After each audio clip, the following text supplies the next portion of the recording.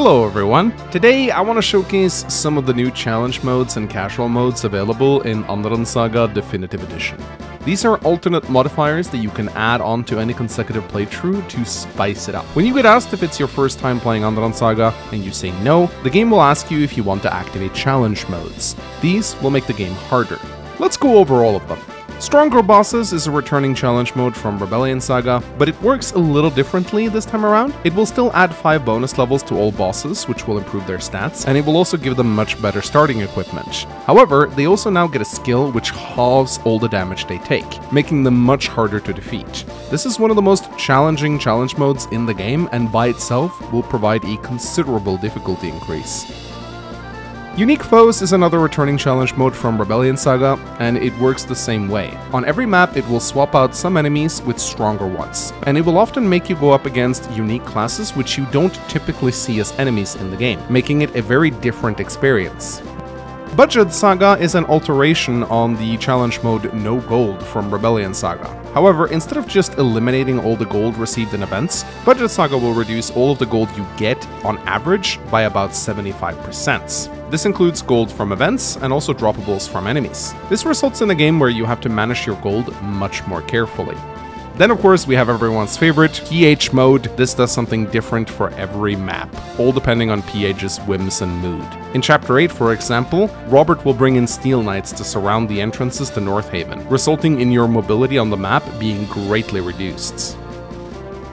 Then of course we have the returning True RNG challenge mode, which sets the RN formula from 2 to 1. What this means is that hit rates are exactly as displayed on screen. Normally when you see a displayed hit rate of 70% in most Fire Emblem games, it's actually 82%. But with True RNG, it is 70% as displayed. This leads to a game that feels a little more unfair to the player, as you'll get more high percentage misses than you're used to, but it can also go the other way, as low percentage hits also become more likely to happen, meaning it can actually save you. It's a double-edged sword and actually makes for a lot more of an enjoyable game experience in my opinion. Then we have the brand new challenge mode, Wheel of Torment. This makes it so that at the start of every turn, there is a small percentage chance of something really bad happening. This can lead to your units being struck by various status conditions. On its own, Wheel of Torment isn't super scary, but combined with other challenge modes, it can become truly terrifying. Lastly, we have another brand new challenge mode, Extra Objectives. This mode forces you to do different side objectives every chapter, and if you fail to complete them, you will get a game over.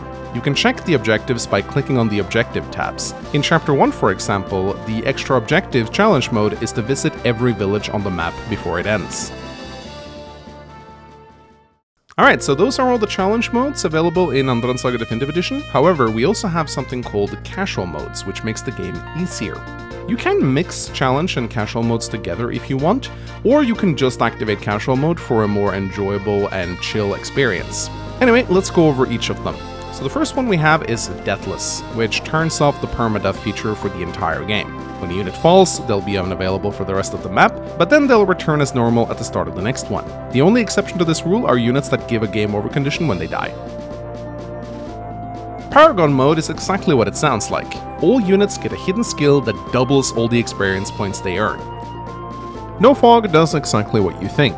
It permanently removes all Fog of War from the game. Golden Saga is practically the opposite of the Budget Saga challenge mode. It roughly triples all the gold you receive in the game. Arena Taint is a brand new casual mode that spawns in a bunch of extra arenas on chapters that don't normally have them, giving you a potentially infinite source of experience and gold.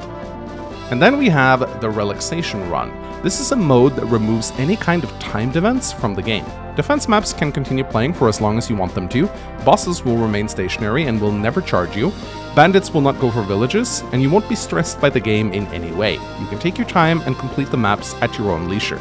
Then finally we have Secret Saga. You know those 1 in 50 secret events that occurs from time to time? When you select this mode, these events will always occur, so you'll never miss out on them.